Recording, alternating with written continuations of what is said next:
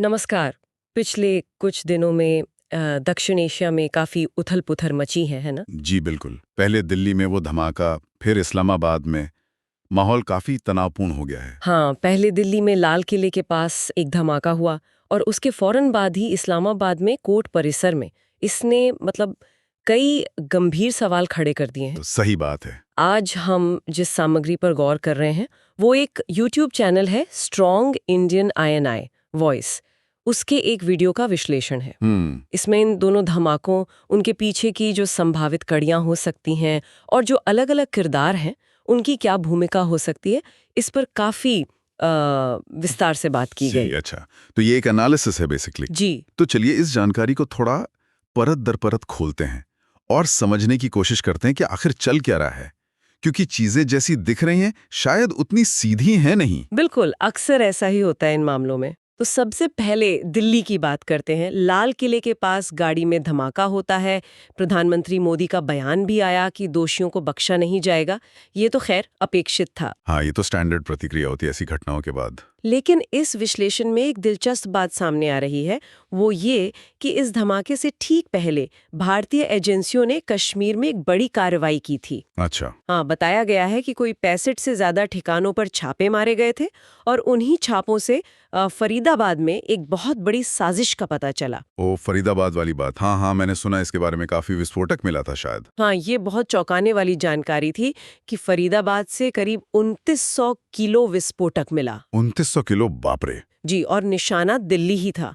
और जो लोग इसमें पकड़े गए, वो कोई मतलब अनपढ़ या गुमराह युवा नहीं थे। हाँ, ये बात तो और भी खतरनाक है। का नतीजा बताया जा रहा है पढ़े लिखे कश्मीरी युवाओं की। ये पैटर्न पहले भी देखा गया है कि किस तरह से पढ़े लिखे लोगों को कट्टरपंथी की तरफ खींचा जाता है। ये चिंता की बात है। और अगर लाल किले वाली घटना पर लौटे तो एक पहलू ये भी सामने आया कि शायद प्लान जैसा सोचा था वैसा हुआ नहीं। अच्छा, मतलब कुछ गड़बड़ हो गई। हाँ, और कार में धमाका करने वाला संदिग्ध खुद ही गाड़ी में था और मारा गया। इस विश्लेषण में से सीधे सीधे पाकिस्तान प्रायोजित घटना कहा गया है, जिसमें भारत के ही नागरिकों का इस्तेमाल किया गया। मतलब क्लियर कट पाकिस्तान पर उंगली उठाई जा रही है सोर्स में। जी।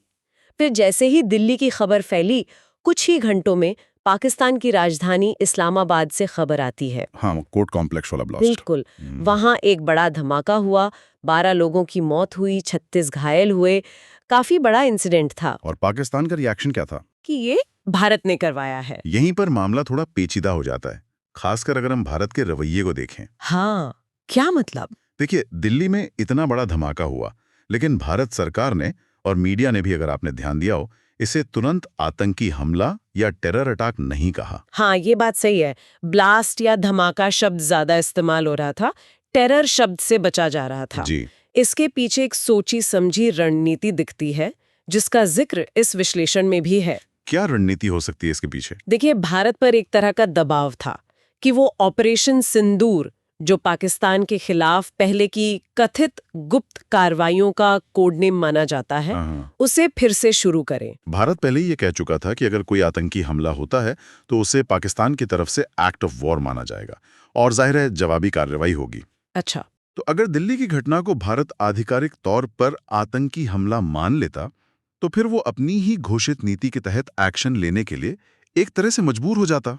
ओ, तो मतलब भारत ने जानबूझकर इसे टेरर अटैक नहीं कहा ताकि पाकिस्तान के खिलाफ तुरंत कोई बड़ी कार्रवाई करने का दबाव ना बने। ऐसा लगता है। कम से कम इस विश्लेषण में यही थ्योरी दी गई है हम्म। कि भारत इस मामले को शायद थोड़ा ठंडा रखना चाहता था, हम्म। तुरंत कोई बड़ा कदम नहीं उठाना चाहता था। तो क्या इसका मतलब ये निकाला जाए कि पाकिस्तान चाहता था कि भारत रिएक्ट करे? क्या वो उकसा रहे थे?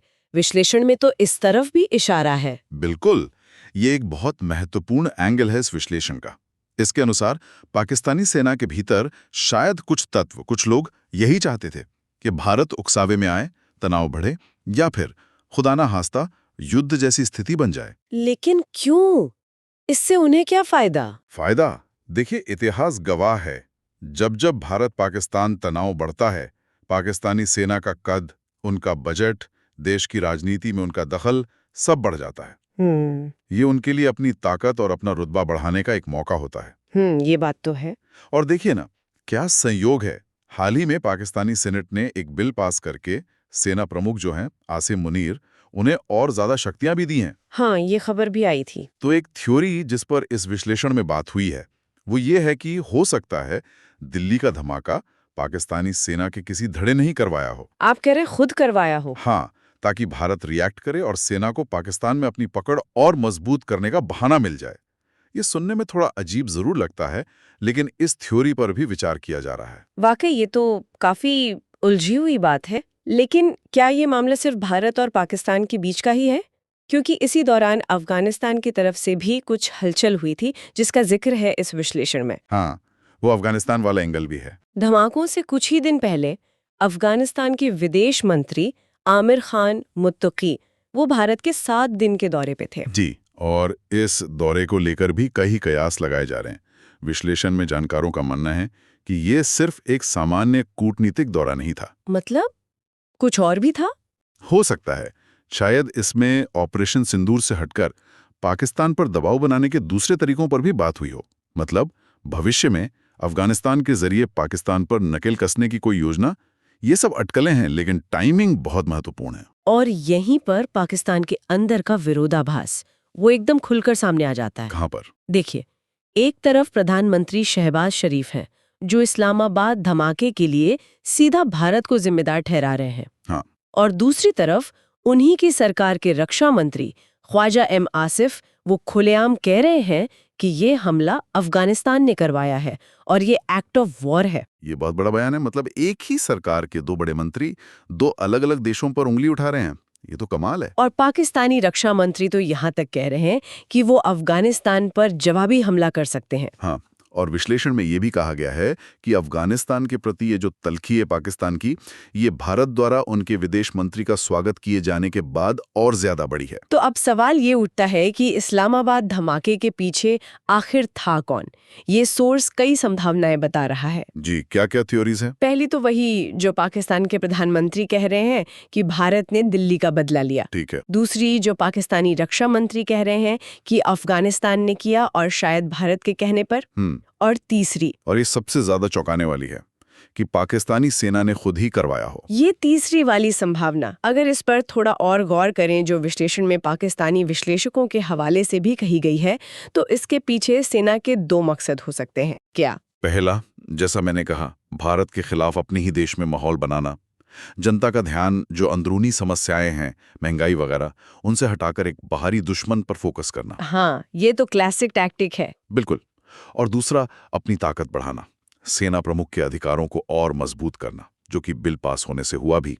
और शायद भारत की किसी संभावित जवाबी कार्रवाई से पहले एक तरह से विक्टिम कार्ड खेलना या जनता की सहानुभूति हासिल करना।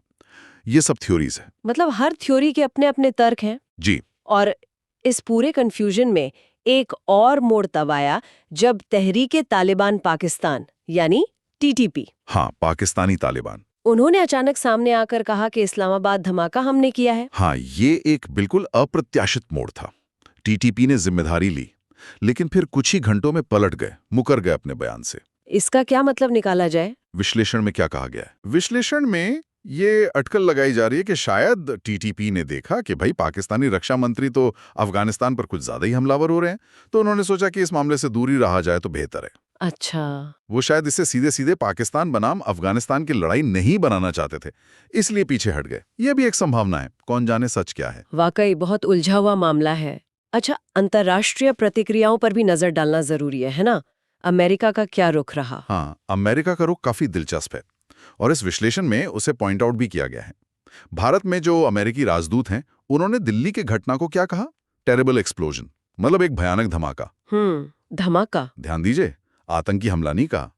लेकिन जब इस्लामाबाद में धमाका हुआ तो अमेरिकी विदेश मंत्रालय ने उसे बाकायदा टेररिस्ट अटैक यानी आतंकी हमला करार दिया। ओह, तो इसके क्या मायने हैं? इसके गहरे मायने हैं। ऐसा लगता है कि अमेरिका सीधे सीधे भारत पर उंगली उठाने से बच रहा है। दिल्ली वाले मामले को शायद वो एक हादसा मान रहे हैं या एक अस्पष्ट घटना, जबकि पाकिस्तान वाले हमले को वो वहां के अंदरूनी आतंकी गुटों से जोड़कर देख रहे हैं, जैसे टीटीपी या बलूच लड़ाके। मतलब अमेरिका नहीं चाहता कि ये भारत पाकिस्तान के बीच सीधा टकराव बने। लगता तो यही है।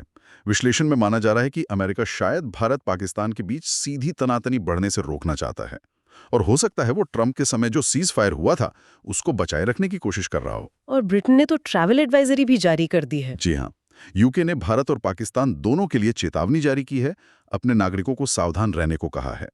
ये दिखाता है कि तनाव कितना गंभीर माना जा रहा है अंतर्राष्ट्रीय स्तर पर। ये सब कुछ हमें शायद ऑपरेशन सिंदूर और उसके बाद हुए सीज फायर के संदर्भ में देखना होगा, जैसा विश्लेषण में भी कहा गया है। बिल्कुल, इस विश्लेषण में याद दिलाया गया है कि जब ट्रंप ने सीज फायर करवाया था तब भी भारत ने यह साफ कर दिया था कि सीज फायर का मतलब ये नहीं कि हमने पाकिस्तान को माफ कर दिया है या कुछ भूल गए। हाँ, शर्त थी शायद। शर्त यह थी कि अगर हमारी जमीन पर कोई भी आतंकी हमला होता है तो उसे पाकिस्तान की तरफ से एक्ट ऑफ वॉर माना जाएगा, पाकिस्तान को जिम्मेदार ठहराया जाएगा और ऑपरेशन सिंदूर फिर से शुरू हो सकता है। अच्छा। इसीलिए शायद पाकिस्तान ने इस्लामाबाद हमले को फौरन एक्ट ऑफ वॉर कहकर भारत पर थोपने की कोशिश की। वो एक तरह से भारत की ही शर्त को उल्टा भारत पर लागू करना चाह रहे थे, ये दिखाने के लिए कि देखो पहल भारत ने की है। समझ गए। तो अभी की स्थिति क्या है? फिलहाल क्या चल रहा है? देखिए, भारत ने तो पाकिस्तान के सारे आरोपों को सिरे से नकार दिया है, कहा है कि हमारा कोई लेना देना नहीं है। और टीटीपी का वो दावा करके पीछे हटना उसने मामले को और उलझा दिया है। बिल्कुल, पाकिस्तान के अंदर ही आप देखिए अलग अलग सुर सुनाई दे रहे हैं। प्रधानमंत्री भारत पर आरोप लगा रहे हैं, रक्षा मंत्री अफगानिस्तान पर, सेना की अपनी भूमिका पर सवाल उठ रहे हैं, जैसा कि विश्लेषण में भी बताया गया। और अफगानिस्तान? और बेचारा अफगानिस्तान, वो दोनों देशों से शांति की अपील कर रहा है, शायद ये सोचकर कि इन दोनों की लड़ाई में वो नाहक क्यों पिस रहा है। तो कुल मिलाकर ये एक बेहद पेचीदा तस्वीर उभर रही है। दिल्ली का धमाका, फरीदाबाद की वो साजिश का पर्दाफाश होना, इस्लामाबाद में काउंटर ब्लास्ट, फिर भारत की वो नपी-तुली कूटनीति, पाकिस्तान के अंदर सत्ता का खेल और विरोधाभास। हाँ, फिर अफगानिस्तान का एंगल, टीटीपी का वो रहस्यमय यू टर्न और अंतर्राष्ट्रीय शक्तियों के अपने हित। वाकई कई परतें हैं इस कहानी में। सच क्या है ये साफ तौर पर कहना तो अभी बहुत मुश्किल लग रहा है। जी बिल्कुल, बेलेश्वर भी अलग अलग संभावनाओं को सामने रखता है, लेकिन कोई निर्णायक सबूत फिलहाल किसी एक थ्योरी की तरफ साफ इशारा नहीं करता। क्या ये भारत का बदला था? क्या इसमें अफगानिस्तान शामिल था? या ये पाकिस्तान का अपना अंदरूनी मामला था? सेना का कोई खेल था? हर कोण से सवाल उठते हैं। ये घटनाएं एक बार फिर दिखाती हैं कि इस क्षेत्र में भरोसा कितना कम है और तनाव कितना ज्यादा। और आज के इस इन्फॉर्मेशन और डिसइन्फॉर्मेशन के युग में सच तक पहुंचना कितना मुश्किल हो गया है।